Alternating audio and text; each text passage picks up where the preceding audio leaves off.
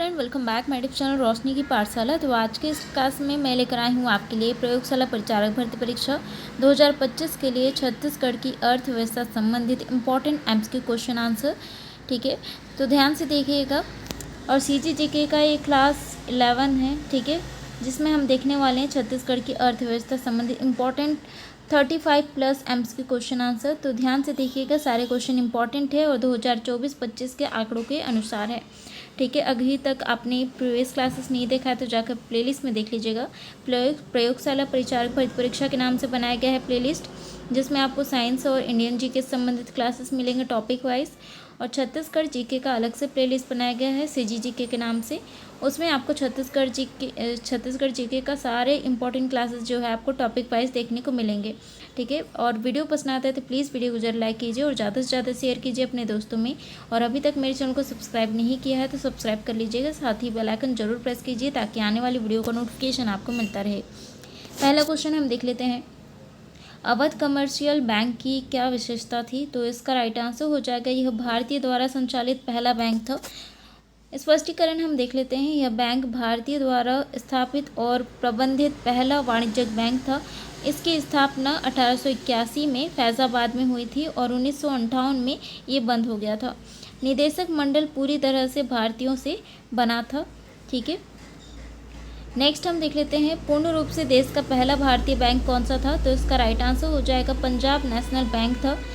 स्पष्टीकरण हम देखते हैं, पंजाब नेशनल बैंक की स्थापना 19 मई 1894 को लाहौर में हुई थी, जो अब पाकिस्तान में है।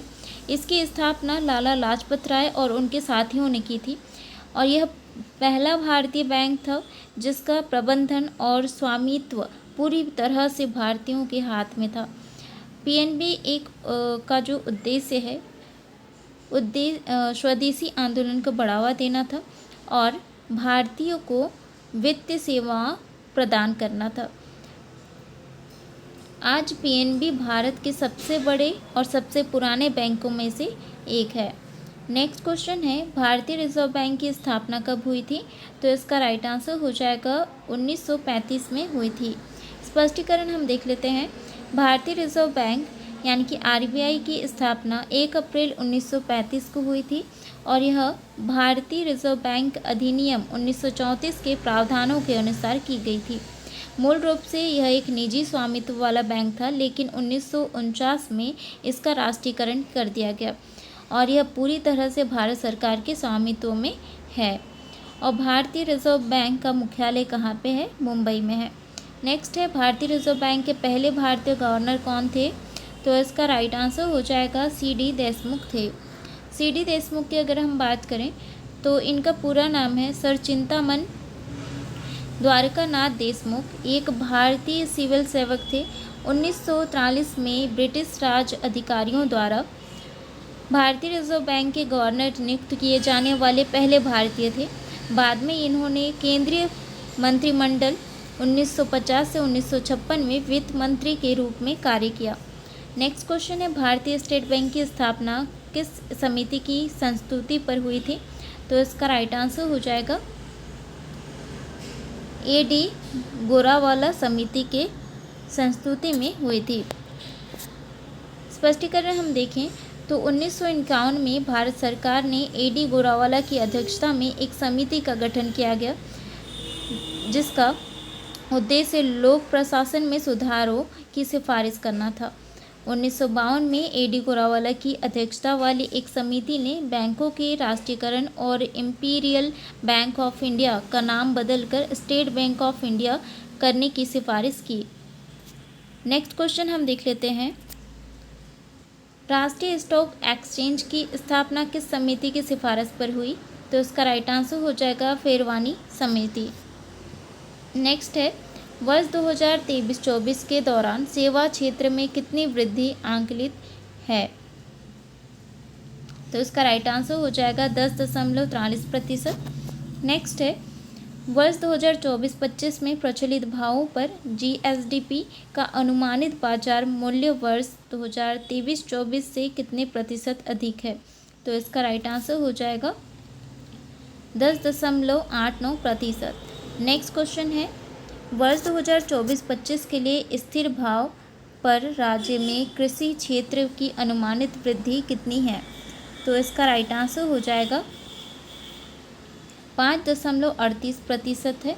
ठीक है, नेक्स्ट है वर्ष 2024-25 के लिए स्थिर भाव पर राज्य में उद्योग क्षेत्र की अनुमानित वृद्धि कितनी है?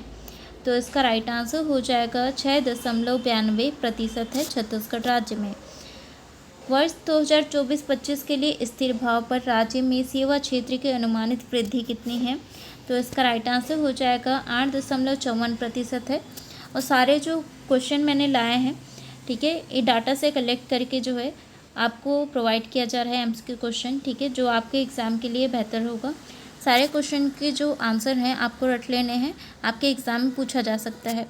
और वीडियो पसंद आता है तो प्लीज़ वीडियो को जरूर लाइक कीजिए। नेक्स्ट क्वेश्चन है वर्ष 2023-24 की तुलना में 2024-25 में सकल राज्य घरेलू उत्पाद स्थिर भाव में प्रतिशत वृद्धि सर्वाधिक किस क्षेत्र में संभावित है? तो इसका राइट आंसर हो जाएगा व्यापार, होटल और जलपान गृह। नेक्स्ट है वर्ष 2024-25 में स्थिर भाव पर सकल राज्य घरेलू उत्पाद में किस क्षेत्र का योगदान सर्वाधिक यानी कि 47.90% अनुमानित है? तो इसका राइट आंसर हो जाएगा उद्योग क्षेत्र में अनुमानित है। नेक्स्ट है छत्तीसगढ़ के सकल राज्य घरेलू उत्पाद यानी कि जीएसडीपी 2024-25 के अग्रिम अनुमान किस आधार वर्ष पर तैयार किए गए हैं? तो इसका राइट आंसर हो जाएगा 2011-12 में। नेक्स्ट है वर्ष 2024 में यानी 24-25 में छत्तीसगढ़ के जीएसडीपी के गत वर्ष 2023-24 की तुलना में कितने प्रतिशत वृद्धि हुई है? ठीक है, तो इसका राइट आंसर हो जाएगा 7.51% वृद्धि का अनुमान लगाया गया है 2024-25 में 2023-24 की तुलना में जीएसडीपी की। नेक्स्ट है क्षेत्रवार अनुमान तैयार करने के लिए किन सूचकांकों का उपयोग किया जाता है?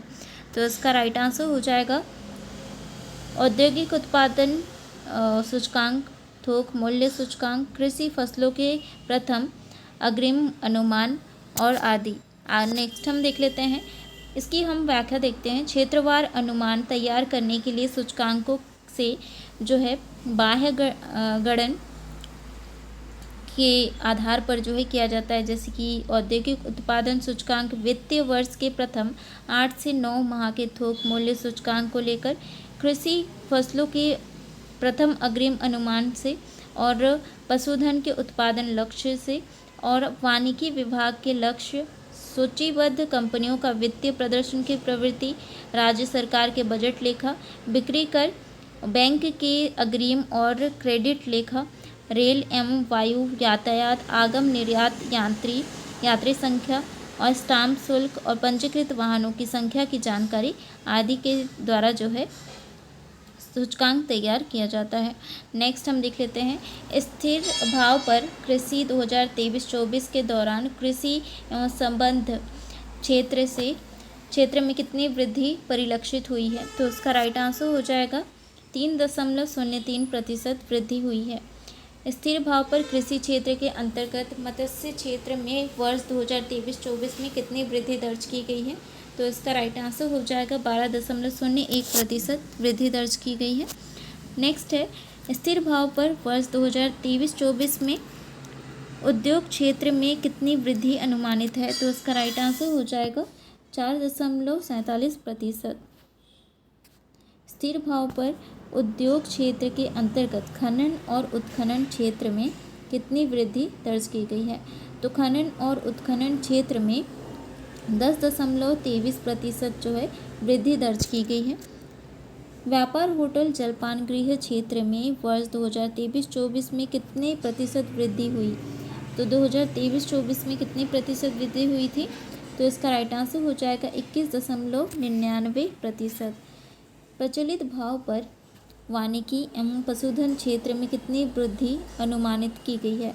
तो पशुधन क्षेत्र और वानिकी क्षेत्र में कितनी वृद्धि अनुमानित की गई है? तो इसका राइट आंसर हो जाएगा 1.09 और 12.79% जो है अनुमानित वृद्धि दर्ज की गई है वानिकी और पशुधन क्षेत्र में। राजकीय उत्पादन में आर्थिक क्षेत्रों का योगदान क्रम बताइए। तो राजकीय उत्पादन में आर्थिक क्षेत्रों का योगदान जो है इसका क्रम यानी कि ज़्यादा से कम की ओर, ठीक है। तो राजकीय उत्पाद में आर्थिक क्षेत्रों का योगदान जो है किसका सबसे ज़्यादा है, पहले उद्योग क्षेत्र का, फिर सेवा क्षेत्र का, फिर कृषि क्षेत्र का, ठीक है। तो ऑप्शन ए इसका राइट आंसर हो जाएगा। अब तक कितने कृषि यंत्र जो है सेवा केंद्रों की स्थापना की जा चुकी है छत्तीसगढ़ में, तो इसका राइट आंसर हो जाएगा 3872 सेवा केंद्रों की स्थापना की गई है, कृषि यंत्र सेवा केंद्रों की, ठीक है। नेक्स्ट है अरपा भैंसाचार परियोजना के तहत कोटा बिल्हा और तखतपुर विकासखंड के 102 ग्राम लाभान्वित होंगे। ये विकासखंड किस जिले में है, तो इसका राइट आंसर हो जाएगा बिलासपुर जिले में है। अरपा भैंसाचार परियोजना जो है बिलासपुर जिले के कोटा विकासखंड में अरपा नदी पर जो है बनाया गया है और एक सिंचाई परियोजना है और 102 गांव जो है यानी कि 25,000 हेक्टेयर क्षेत्र में सिंचाई सुविधा प्रदान करने का उद्देश्य बनाया गया है। नेक्स्ट है केलो परियोजना से कौन से जिले लाभान्वित होंगे, तो इसका राइट आंसर हो जाएगा जांजगीर और रायगढ़। केलो परियोजना छत्तीसगढ़ के रायगढ़ जिले में केलो नदी पर बनाया गया है और एक सिंचाई परियोजना है और इसका मुख्य उद्देश्य रायगढ़ और जांजगीर चांपा जिलों में सिंचाई सुविधा प्रदान करना है। नेक्स्ट है 2023-24 में प्रमुख फसलों के अंतर्गत क्षेत्रफल के आधार पर ज़्यादा से कम की ओर सही क्रम कौन सा है बताना है, ठीक है। 2023-24 में प्रमुख फसलों के अंतर्गत क्षेत्रफल के आधार पर क्षेत्रफल में कौन से ज़्यादा यानी कि कितने क्षेत्रफल में कौन सा अनाज उगाया गया है, ठीक है। तो उसके क्रम पे तो पहले जो है इसका राइट आंसर हो जाएगा ए, यानी कि धान जो है सबसे अधिक, उसके बाद फिर चना, गेहूँ, तिवड़ा और मक्का, ठीक है। नेक्स्ट हम देख लेते हैं वित्त वर्ष 2025 के लिए भारत की वास्तविक जीडीपी अनुमानित वृद्धि दर क्या है, तो इसका राइट आंसर हो जाएगा 6.5% से 7%। वित्त वर्ष 2023 में खुदरा मुद्रास्फीति कितनी थी, तो इसका राइट आंसर हो जाएगा 6.7%। वित्त वर्ष 2024 में चालू खाता घाटा यानी कि CAD GDP का कितना प्रतिशत हो गया है, तो इसका राइट आंसर हो जाएगा 0.7%। नेक्स्ट है प्रत्यक्ष करों ने कुल कर राजस्व का कितना प्रतिशत योगदान दिया, तो प्रत्यक्ष करों ने जो है कुल कर राजस्व का कितना प्रतिशत योगदान दिया है, 55%। नेक्स्ट क्वेश्चन है सरकार ने कितने करोड़ लोगों को मुफ्त खाद्यान्न उपलब्ध कराया, तो इसका राइट आंसर हो जाएगा 81.4 करोड़ लोगों को मुफ्त खाद्यान्न जो है उपलब्ध कराया है सरकार ने। नेक्स्ट है सेवा क्षेत्र के अधिकांश अनुमान किसके द्वारा प्रदान किए जाते हैं, तो इसका राइट आंसर हो जाएगा केंद्रीय सांख्यिकी कार्यालय।